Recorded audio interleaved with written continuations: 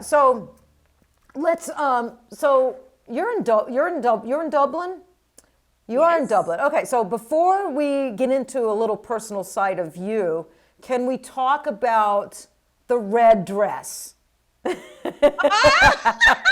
We got it. We're gonna pull it up. It's right there. You can't see it, Oh my but God, the red dress. our viewers are gonna see it on. I'm looking at it right now, Monica, and you've got this little side profile with a little Ah! veil, and you got your legs sticking out, and this red dress, and this beautiful desert scenery behind you. Me and Kat saw that, and we were like, "Hold up, wait a minute, wait a minute. Is that my Monica Avani?" It's just good photoshopping. That's all. It's That's all. stunning. That was one of the best. Thank you. So far, that's the best picture of 2022. Yeah. Oh, thank you Yeah. so much. Yeah. Thank you so much. Was that a Yeah. photo shoot that you did? Yeah, it was. It was. It was in Dubai. So I don't know how. You well, obviously, you know. I don't know how many others know that. We moved to Dubai last year. Yeah, and I wanted So to talk about that. I wanted to talk about that. So, where are you from originally? So I'm from Hungary. You're from Hungary. Originally. Okay. So, when did you move to, did you get into permanent makeup while you were in Hungary or? No. No. Okay. No. So, how did you find your way to Dublin? So I love traveling, and ever since I was a little girl, I loved traveling.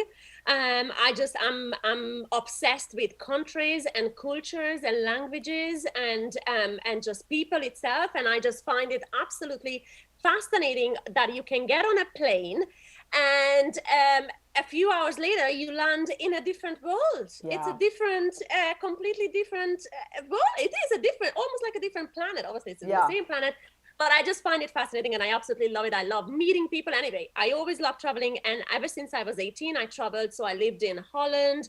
I lived in Germany. I spoke fluent German and Dutch. And I lived in Spain. And then we, went with one of my friends, we came to Ireland because I had to learn English. I didn't speak English at that stage. And the plan was to stay here for a year. And then I was stuck. You were stuck. You loved it. I loved it, and it is my home. It's over 22 years ago, so I'm half Irish now, Yeah, yeah. And yeah, and Half I Irish by absolutely love it. default. Yes, Yes, exactly, yeah, by exactly. location. I am half Irish, really. Yeah, Oh my God, yeah, yeah, yeah. We yeah, just talked about that. I yeah. can't believe that. Yeah, my dad. And your dad is Irish, My right? dad is full-blooded Irish. Yes, yeah. But you never been in Ireland. Never been to Ireland. No, never been to Ireland. I've been close. I've been out with Naomi and and England. Teaching classes there, and we would get some students from Ireland and Scotland to come over to take our classes. But no, I always wanted to go to Ireland. And isn't that So, where Barbara Cameron is? Isn't she in Ireland? No, she's in Scotland. Scotland, yes. She's in Yes. Scotland, yeah. So our next trip to England teaching, which hopefully next year that starts back up again like it was before COVID, then we're going to make a special trip to Ireland for sure. I'm going to come hang out Yeah. with you. Yes. Yes, definitely. And I think if you come, I think we should do something. I think we should do a class, We or will. I can host you. You do a class and I just host you, or you can do whatever ideas you have. I'm in for it, and I help you with it, and whatever, I'm in Yeah. it for it. Yeah. We'll do a class together for sure. For sure. Yeah. So you made your way to Dublin. So how did you get into permanent makeup? Like, how did you first figure out you wanted to do permanent makeup?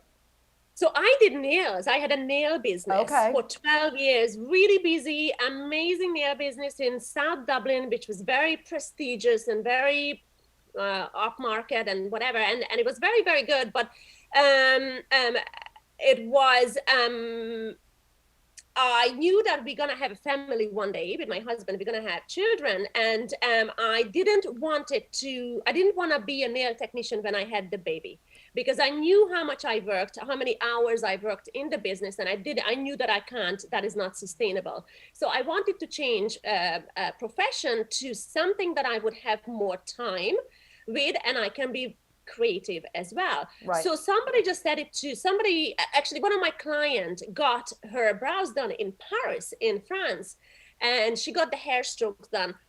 And she got it done. She paid a lot of money for it. And she came back, and 3 months later, it was all gone. her brows were completely gone. And she said to me that, Monica, I think you should do it. You would be amazing at it. And that's it. That was it. So and how then many years I ago? looked at How many years ago was that? that was, so I did my original training 10 years ago, and I just looked into it, and I went over to Germany, because obviously we know the Germans are one of the best at not permanent makeup, but at technology and obviously cars and machinery and, you know, their precision at things and, you know, and everything else. Anyway, so I went over to Germany, and that is where I was trained 10 years ago. 10 years ago. And look at you now. I know. Look at you now. Yeah, you train with Mary Richardson, so she's our bestie. We're both really close with Mary. Absolutely. So you do a lot of classes with her. I saw you launching things with Courtney Stevens. You hook up and train with her. So you're a big trainer. So we all know COVID happened, and that was really devastating and affected a lot of different people, you know, many different ways. But was and I don't want to get too much into COVID, but was it the COVID and the shutdowns in Ireland? Because I think Ireland was rather strict, right, with the shutdowns. Is that what caused you and your husband to decide as a family to move to Dubai? It was. It was. It was 100%. It was, Teryn. I absolutely adore. We both adore Ireland. This is our home, 100%, and we were very content and very happy always until lockdown. I'm not too sure about. Well, obviously I do know because I have been talking to Mary and Will as well about it, and you know, I don't think you guys had quarter as bad as we had it here. No. We were 3 months COVID, here in Vegas. but the restrictions. Yes. The restrictions were really very severe, and it was awful. I took it very badly mentally. I'm a person that it has to be always busy and buzzy and just always running around and always buzzing on things and just, you know, I'm sure you're like that as well. People in business usually are just very kind of, you know, busy people, and I'm like that. So for me to be locked in my house constantly 24/7 with my family. Right. I know. Because Yeah, you got a little girl too, right? Yeah. I saw you family. doing like little videos, making little funny videos at one point. TikToks, yeah, she loved it. TikToks. I'm like, my oh, God. there goes Monica. She's off the deep end. She's making TikTok videos.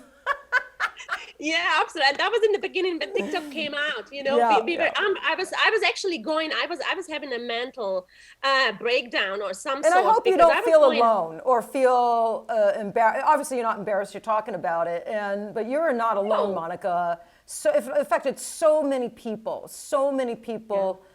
mentally, emotionally. And I think today there's some people, even though the restriction, that still haven't quite worked through that and recovered and gotten back to a healthy mental, emotional place, the state they were in before COVID. I mean, it was devastating. It was devastating. It was. It You was. know? And I tell you what, it changed me. And not Yeah. just me, but I know lots of my friends that are well known.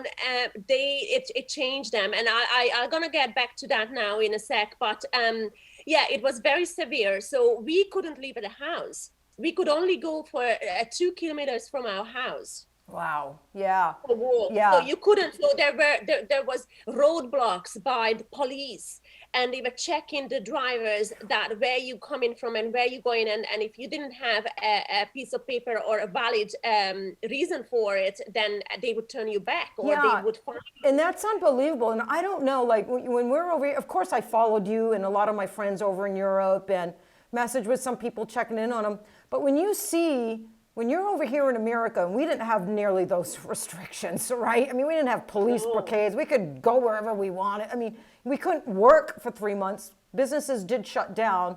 But we could still go to the grocery stores and drive and go see friends and family. But I think when you're over here in America and you see that on the TV, how strict it was, like in Ireland and other places, it seems so far away to us here in America. It seems so far away and almost not realistic.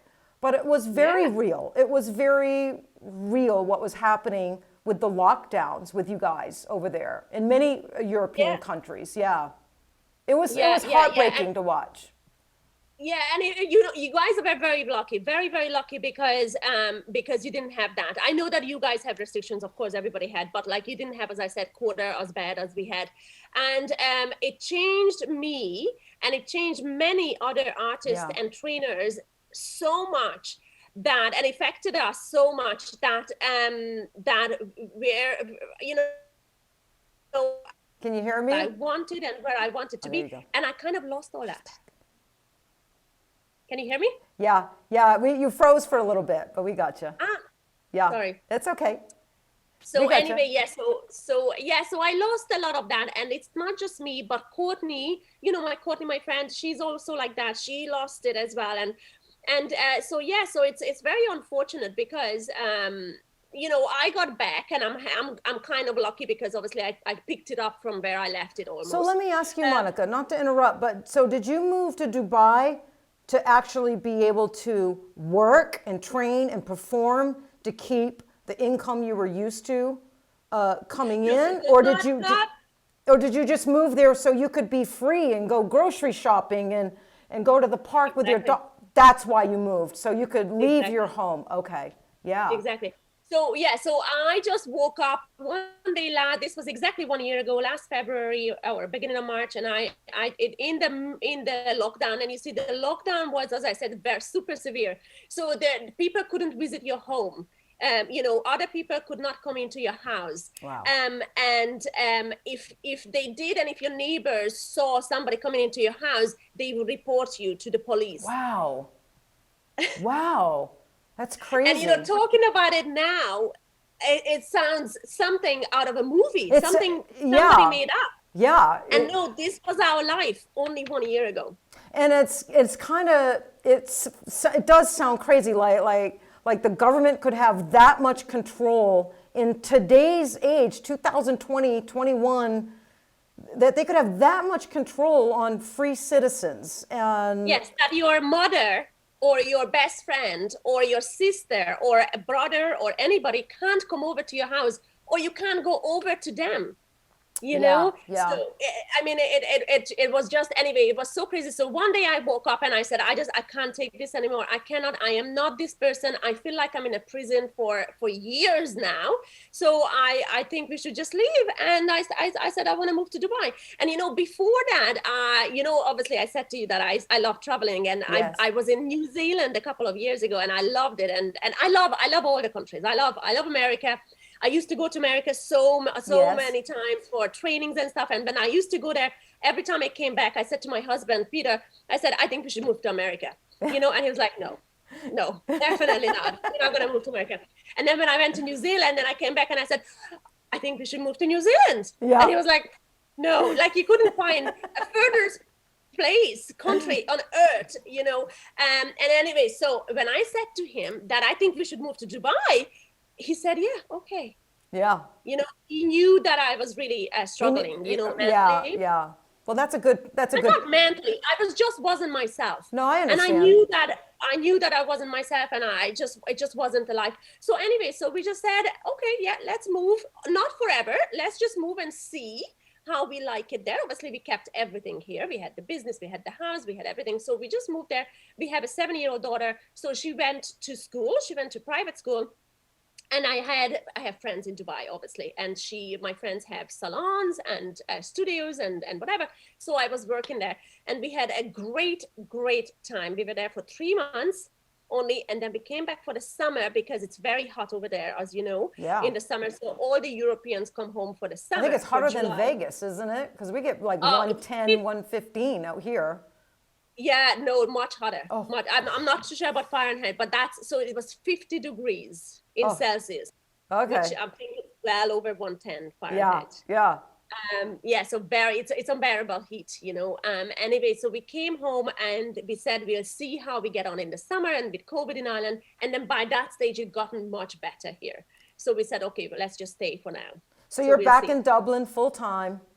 Back to business, training, seeing clients, all that stuff. So if I had to ask you, like, for you to sum up in one sentence, what was the biggest thing you learned or discovered about yourself or life or whatever, like one sentence with your experience with COVID, like what was it?